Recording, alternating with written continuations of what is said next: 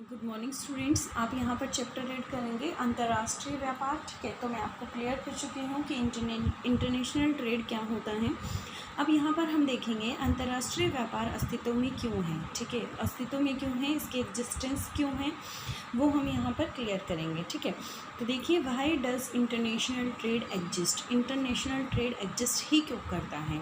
अंतर्राष्ट्रीय व्यापार उत्पादन में विशिष्टीकरण का परिणाम है। ठीक है, यह विश्व की अर्थव्यवस्था को लाभान्वित करता है।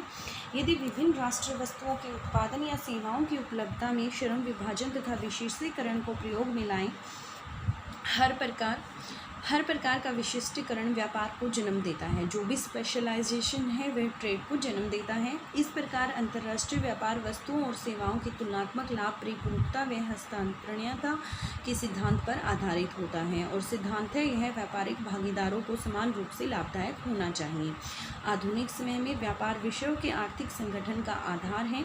यदि आज के टाइम पे हम बात करें तो जो ट्रेड है, जो व्यापार है, वह विश्व के आर्थिक संगठन का आधार है और यह राष्ट्रों की विदेश नीति से संबंधित है। ठीक है, जो कंट्रीज़ की, ठीक है, जो एक नेशन की फॉरेन पॉलिसीज़ होती हैं, जो विदेश नीति होती है, उससे यह संबंधित होता है। सुविकसित परिवहन तथा संचार प्रणाली से युक्त कोई भी देश अंतर्राष्ट्रीय व्यापार में भागीदारी से मिलने वाले लाभों को छोड़ने का इच्छुक नहीं है। देखिए जो भी जहाँ पर भी, ठीक है, सुविकसित परिवहन है, ठीक है, डेवलपमेंट ऑफ ट्रांसपोर्टेशन है, कम्युनिकेशन का जो डेवलपमेंट है, उसकी वजह से जो भी ऐसी कंट्रीज़ हैं, ठीक है, तो वहाँ पर कोई भी मतलब अंतर्राष्ट्रीय व्यापार की भागीदारी से जो प्रॉफिट मिल रहा है उसे छोड़ने के लिए रेडी नहीं है।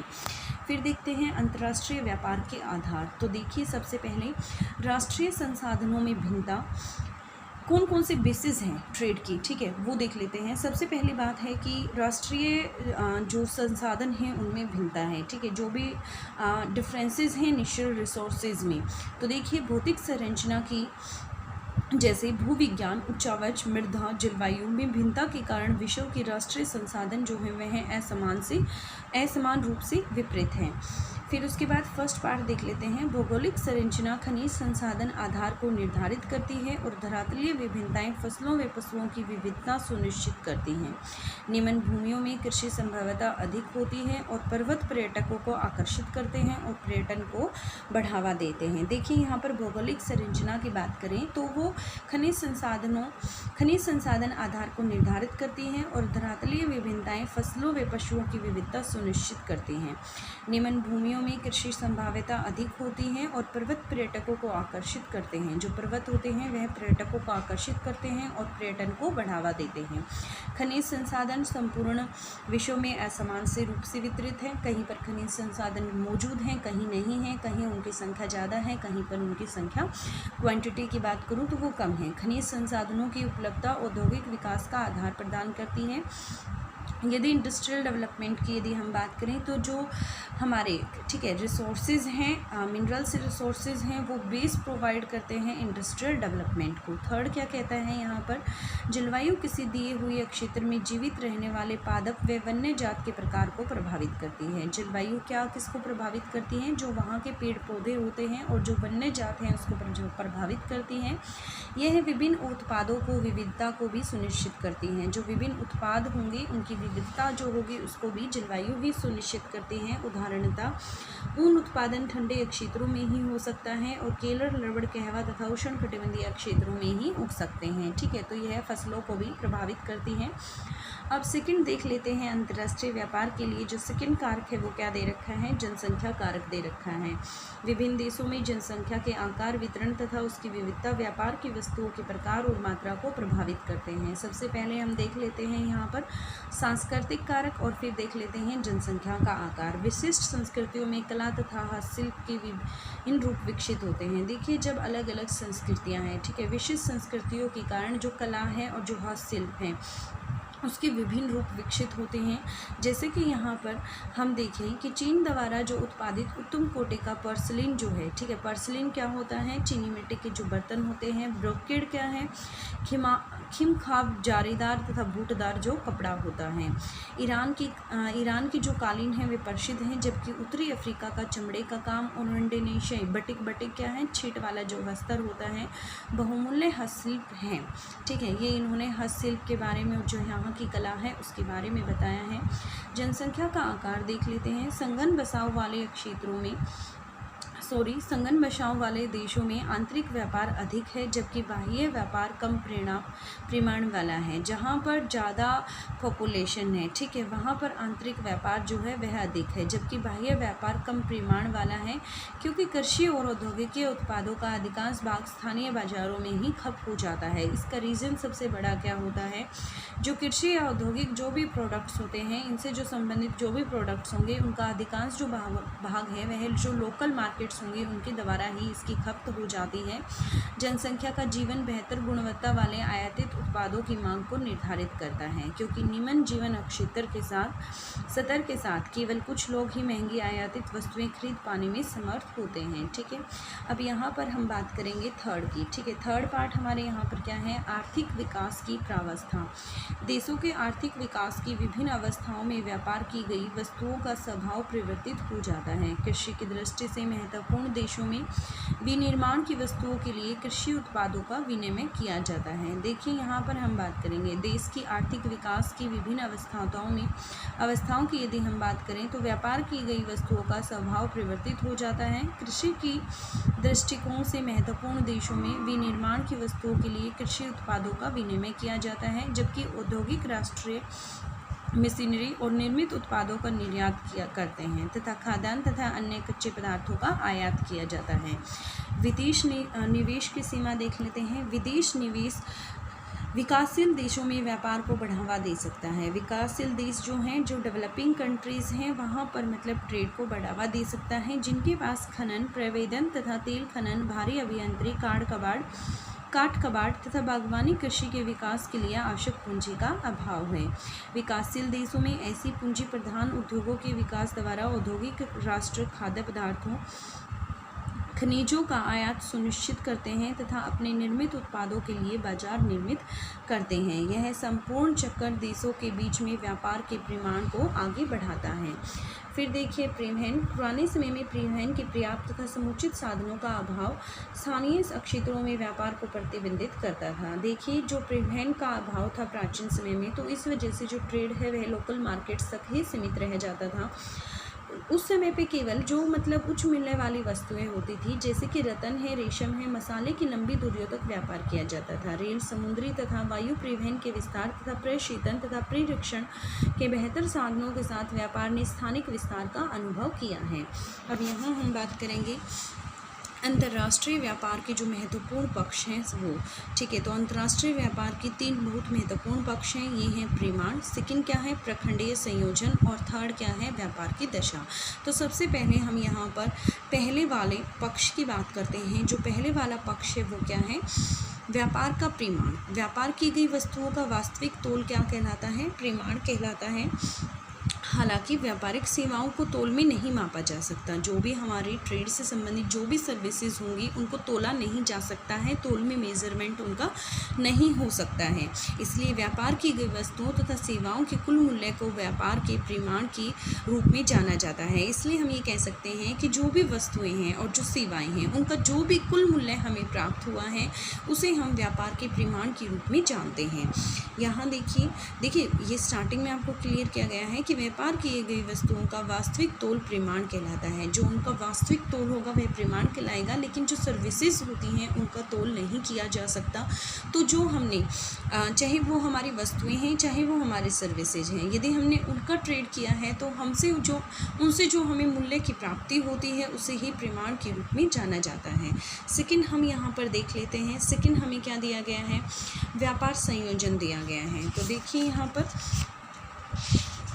व्यापार संयोजन पिछली शताब्दी में देशों द्वारा आयातित तथा निर्यातित वस्तुओं और सेवाओं के प्रकार में परिवर्तन हुए हैं। पिछली शताब्दी के आरंभ में प्राथमिक उत्पादों का व्यापार जो है वह प्रधान है। बाद में विनिर्मित वस्तुओं ने प्रमुखता प्राप्त कर ली है और वर्तमान समय में यद्यपि विश्व व्यापार का अधिकांश विनिर्माण क्षेत्र के आधिपत्य में है। देखिए क्या कहता है ये यहाँ पर, पिछली शताब्दी की यदि मैं बात करूँ तो देशों द्वारा जो आयातित मतलब जो इंपोर्ट हुआ है, जो एक्सपोर्ट हुआ है, चाहे वो गुड्स का है, चाहे वो सर्विसेज का है, चाहे वो वस्तुओं का है या सेवाओं का है, उनके प्रकार में परिवर्तन हुए हैं। पिछली शताब्दी की यदि मैं आरंभ की बात करूं तो प्राथमिक उत्पादों का व्यापार प्रधान है। प्राथमिक जो उत्पाद हैं, ठीक है, प्राइमरी जो प्रोडक्ट्स हैं उनका व्यापार जो है वह प्रधान है। लेकिन बाद में विनिर्मित जो मैन्युफैक्चरिंग गुड्स हैं ने प्रमुखता प्राप्त कर ली है और वर्तमान समय में यद्यपि विश्व का अधिकांश विनिर्माण क्षेत्र के यदि वर्तमान समय की बात करूँ तो विश्व व्यापार का जो अधिकांश जो क्षेत्र है वह विनिर्माण के आधिपत्य में है, मतलब मैन्युफैक्चरिंग के अंडर आ गया है। सेवा क्षेत्र जिसमें यात्रा, परिवहन तथा अन्य व्यावसायिक सेवाएं सम्मिलित हैं। उपरिगामी प्रवृत्ति दर्शा रहा है। तालिका आप देख सकते हैं 9.1, ये आपको 9.1 तालिका दी गई है जिसमें कुल व्यापारिक माल दिया गया है, ठीक है, और जो इंपोर्ट्स हैं इंपोर्ट्स का भी बता रखा है और एक्सपोर्ट का भी इसमें बताया गया है, ठीक है। तो आप यहाँ से नोटिफाई कर लें। चित्र 9.3 देखने से यह स्पष्ट होता है कि 2005 से 2015 तक विश्व व्यापारिक निर्यात में विनिर्मित सबसे अधिक है। यहाँ पर यदि हम बात करें विनिर्मित की तो वो सबसे ज़्यादा योगदान रहा है। ईंधन और खनन उत्पाद तथा कृषि उत्पाद भी व्यापारिक निर्यात में महत्वपूर्ण योगदान देते हैं। विश्व व्यापारिक व्यापार में महाद्वीपों की हिस्सेदारी में परिवर्तन है क्योंकि यूरोप का योगदान घट रहा है जबकि एशियाई देश जो हैं उनका योगदान बढ़ रहा है, ठीक है। यहाँ से आप ये चीज़ देख सकते हैं, जैसे यहाँ पर अलग अलग प्रोडक्ट्स के लिए, ठीक है, आपको 4 लाइनें दिखाई गई हैं। 4 लाइनें देखिए, फर्स्ट आपको सबसे नीचे ये दिखाई गई है बिल्कुल लाइट डॉट, देन आफ्टर बड़े बड़े डॉट, और ये आपको डार्क लाइन और ये आपको डॉट प्लस लाइन दिखा रखी है, ठीक है। तो यहाँ पर रिप्रेजेंटेशन जो है ईंधन और खदान की खपत हम देख सकते हैं सबसे कम है। फिर उसके बाद हम यहाँ पर बात करेंगे, सेकंड जो डॉट दिए गए हैं वह एग्रीकल्चर प्रोडक्ट्स के बारे में दिया गया है। फिर उसके बाद यहाँ हम देखेंगे विनिर्मित माल, विनिर्मित माल सबसे ज़्यादा, ठीक है। विनिर्मित मतलब जो मैन्युफैक्चरिंग गुड्स हैं उसके अमाउंट सबसे ज़्यादा है, ठीक है। और जी रेशियो दी गई है वह 2005 से 2015 तक की दी गई है, ठीक है। क्लियर हो गया आपको ये। उसके बाद अब इंग्लिश मीडियम स्टूडेंट्स हम स्टार्ट करेंगे।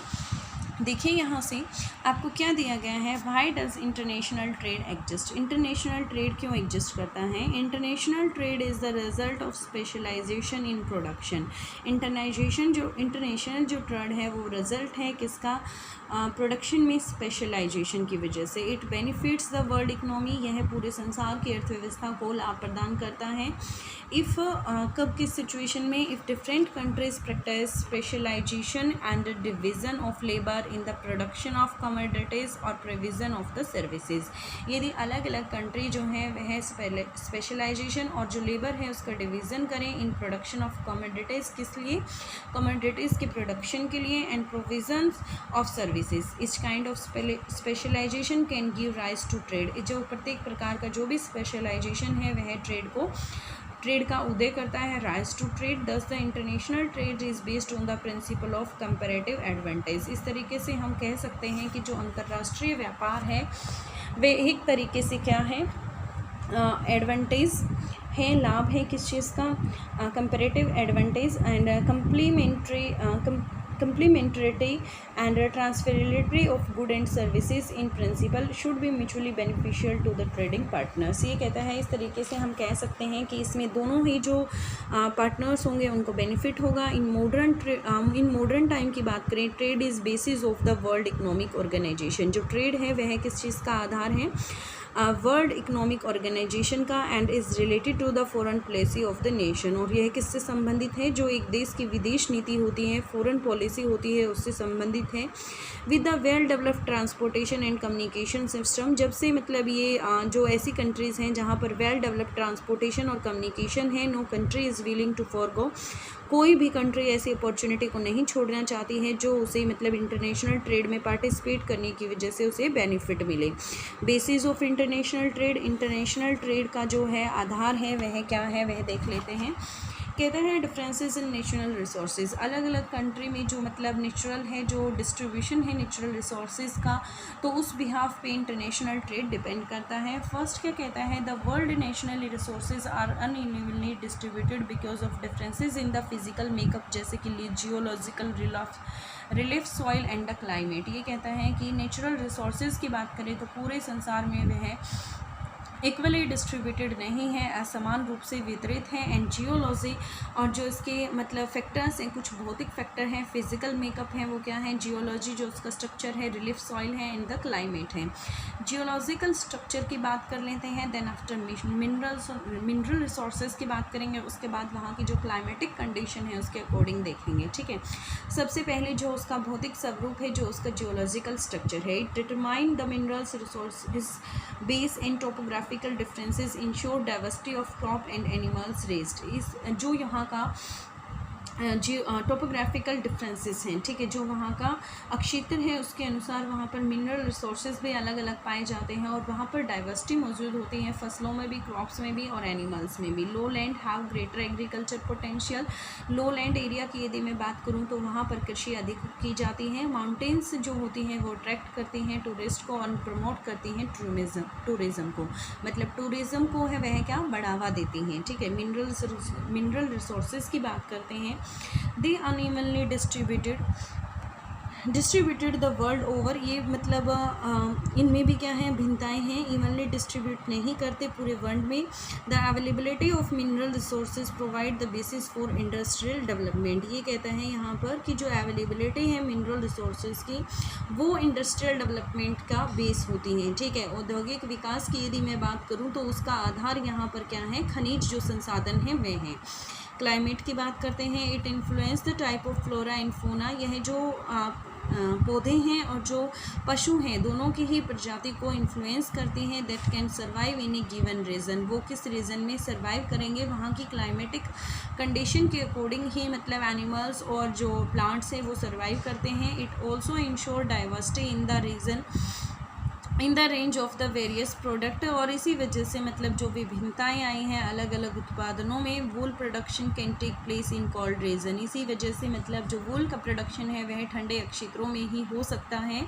And bananas, rubber and Coca can grow in tropical region, और ये सिर्फ जो उष्ण कटिबंधीय क्षेत्र हैं, जो ट्रॉपिकल रीजन हैं, उन्हीं पर ये उगाए जा सकते हैं। पॉपुलेशन फैक्टर्स की बात करते हैं, the size, distribution and diversity of people between countries affect the type and the volume of good traded. ये कहता है कि जो किसी कंट्री का जो साइज़ है, जो डिस्ट्रीब्यूशन है, जो अलग अलग तरीके की विभिन्नताएं हैं लोगों में, diversity of the people between the countries, ठीक है, कंट्री दो कंट्रीज़ के मध्य है, तो वो अफेक्ट करती हैं टाइप एंड द वॉल्यूम, उसके आयतन को, ऑफ गुड्स ट्रेडेड, जिन वस्तुओं का व्यापार किया जा रहा है। सबसे पहले हम यहाँ पर देखेंगे कल्चरल फैक्टर्स, देन आफ्टर यहाँ पर हम करेंगे size of the population. Cultural factor क्या कहता है, distinct forms of art and craft develop in a certain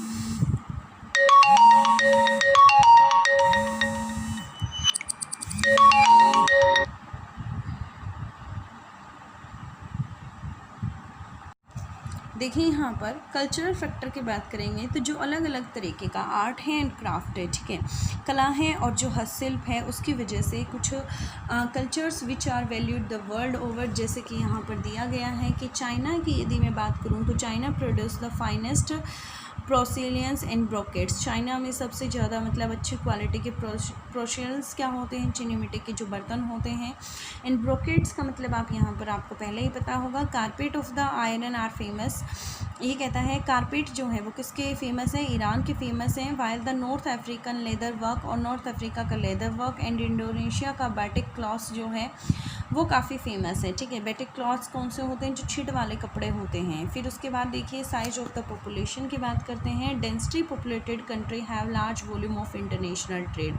जो डेंसली पॉपुलेटेड कंट्री हैं, ठीक है, वहाँ पर लार्ज वॉल्यूम काफ़ी भारी मात्रा में इंटरनल ट्रेड होता है, बट द लिटल एक्सटर्नल और बाह्य जो ट्रेड होता है वह कम होता है, because most of the agriculture and industrial production is consumed in the local market. क्योंकि जो एग्रीकल्चर और जो इंडस्ट्रियल जो भी प्रोडक्शन होगा, जो भी उत्पादन होगा, वह लोकल जो मार्केट है उसके द्वारा ही कंज्यूम कर लिया जाएगा। इसलिए यहाँ पर जो आउटर ट्रेड है वह काफ़ी कम मात्रा में होता है। Standard of living of the population determine the demand of for better quality imported product, because with the low standard of living only a few people can afford to buy the costly imported good। ये कहता है standard of living, जो population का standard of living है, ठीक है, उससे depend करता है कि इम्पोर्ट कितना होता है, ठीक है। यदि स्टैंडर्ड अच्छा है, स्टैंडर्ड ऑफ लिविंग यदि गुड है, तो फिर कुछ लोग ही स्टैंडर्ड ऑफ लिविंग गुड है तो इम्पोर्ट अच्छा होगा, बट यदि कुछ लोग ही वहाँ पर उनका स्टैंडर्ड ही अच्छा है, स्टैंडर्ड ऑफ लिविंग काफ़ी लो है, तो कुछ लोग ही वहाँ पर परचेज़ करेंगे, इसलिए वहाँ पर इंपोर्ट क्या है, डिक्लाइन कर जाएगा।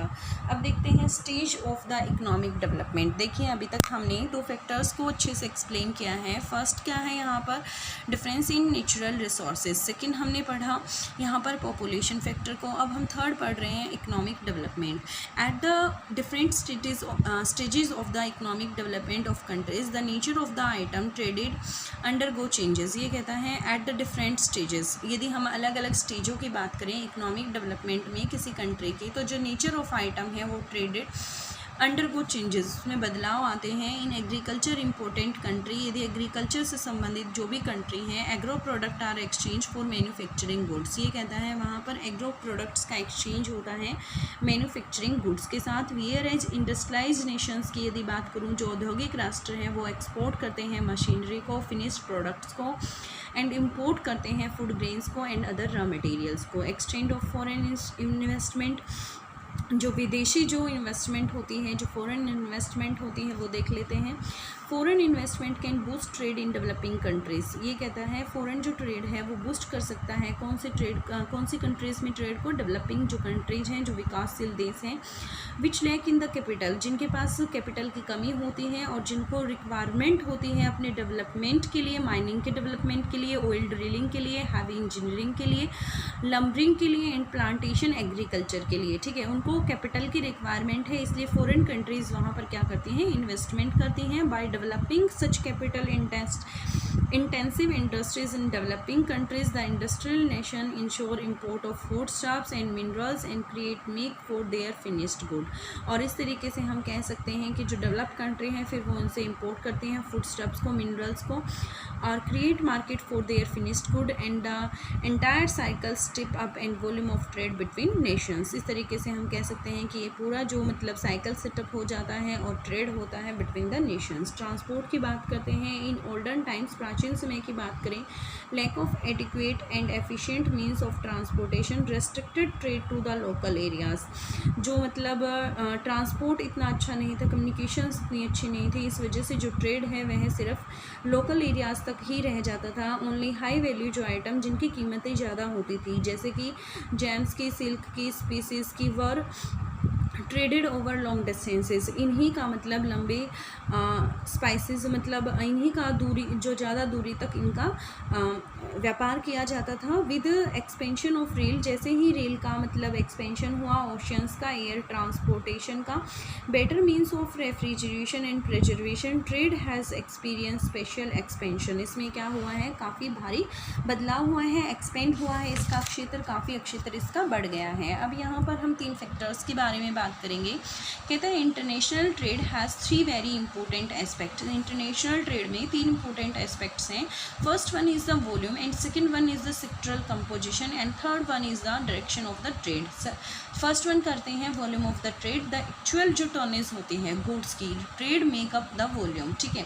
हाउएवर सर्विसेज जो ट्रेड हैं can not be measure in tonnage. जो सर्विसेज हैं उनको मेजर नहीं किया जा सकता टनेज के अंदर, इसलिए total value of the good and services traded is consider to the volume of the trade. इसलिए जो टोटल वैल्यू है, ठीक है, जो टोटल मूल्य की जो प्राप्ति होगी गुड्स एंड सर्विसेज से, उसे ही कंसीडर किया जाता है volume of the trade. Table 9.1 shows that the total volume of the world trade has been steadily rising over the past decade. 9.1 से आप ये चीज़ क्लियर कर सकते हैं कि जितने साल हमारे पास गुजरते गए उससे जो ट्रेड का वॉल्यूम है वो कम्प्लीटली जो है इंक्रीज होने लग रहा है। कंपोजिशन ऑफ द ट्रेड देख लेते हैं। The nature, this is one is the second factor, जिसे हम सेक्टरल कंपोजिशन भी कहते हैं, the nature of goods and services imported and exported by the country have undergone changes during the last centuries।